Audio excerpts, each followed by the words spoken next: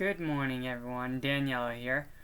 I got a question from one of the viewers here on my channel asking me about a couple things. First of all, my looks and makeup and my style a little bit. Trying to figure out how to put this, but it's kind of funny that that I found that comment today, or no, last night. Sorry. Still waking up. I've had a long week back at work, because it's my vacation. I went back to work on Sunday. So I apologize if I seem a little out of it. But so for me, like when I first started transitioning, I slowly, started doing things to make myself more feminine.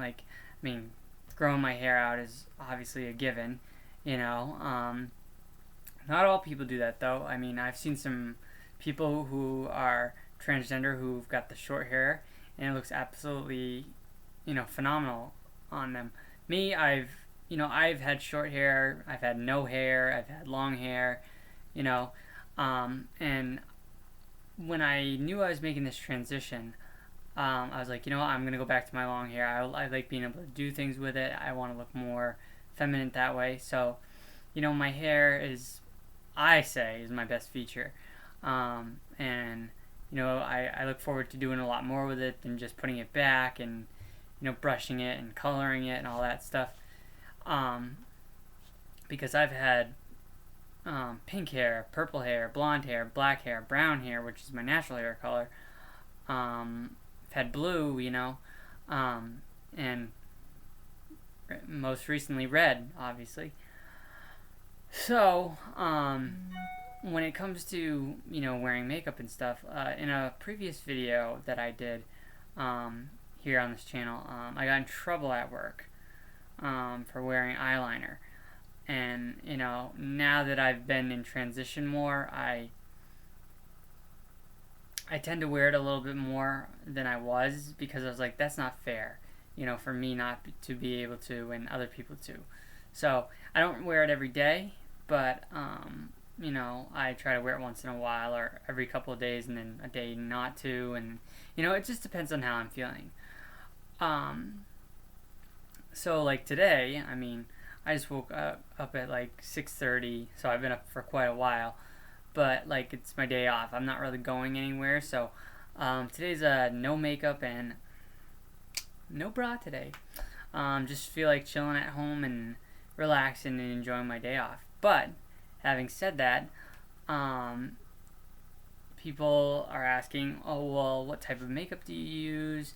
I use a lot of the NYC, New York City makeup, and it really works well with me. I've had some discovery of my skin tone and what works for me, what doesn't. One of the things that I love doing besides the face is I love doing my nails. I love painting my nails. I have green, purple, red, and pink currently. Right now my nails are purple, but I gotta redo them because they're kind of peeling. But yeah, so that's what I use. For lipstick, I try to again use the NYC, and I try to go with a natural color. I haven't really discovered what color looks good on my lips yet. So I've been testing some, and some natural color, some little bit of shades of red, but nothing too dramatic. But I'm slowly just discovering that. That's with all the makeup and stuff like that. And so I'm kind of just giving you an update on these kind of things. But somebody also asked me, oh, well, how have you been developing, with your breast size? And I said, I actually have been developing really well. I'm at a decent size right now. I measure them, every week, and, I slowly see them getting, bigger and bigger. And I know some people that just want it now. But it's, patience is a virtue, and, it'll happen when it happens. Sorry. Um, some people it happens really fast. Some people it takes a little bit of time. And so like that's one of the things I'm going to be asking my doctor when I have my appointment next month is, am I on the right track with breast development and whatever. It's funny that I'm talking about this because the last 2 days my nipples have been really sensitive, and like I would hit them, or something, or if I rolled over in my sleep, and they'd be really sensitive, and it was just like ooh. But yeah, I know that's a side effect of the estrogen taking its course. So yeah, it might be sensitive. It might be a little bit of a pain in the butt, but it's worth it because it's doing what it's supposed to do. So currently, do I feel more feminine? Yeah, I do, and I've gained a lot of confidence. With wearing, the clothes I want to wear, wearing the makeup, going out in public. If you've watched my other videos, talking about going to the concert and seeing Demi Lovato and Nick Jonas, I really didn't know what to expect that day. I didn't want to be judged. I didn't want to be. I don't know. I don't even know what to say. I just didn't want to be like that social outcast. And the fact that I went there, didn't have any problems, it was just like, wow. There are places in the world that just don't care. They respected me, didn't give me any trouble. It really does sadden me to see some of the people in some of the areas of the world where they make it so hard for people who are transgender. I was talking to a friend this morning, and she's transitioning, but she's not on any kind of hormones or any kind of testosterone blocker. And, I said, why aren't you?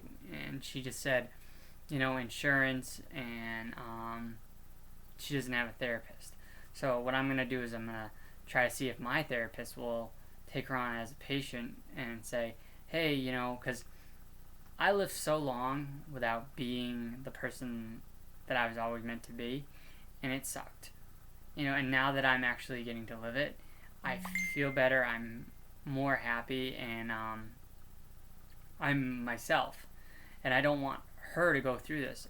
She wants to be female, but she doesn't know how to step forward.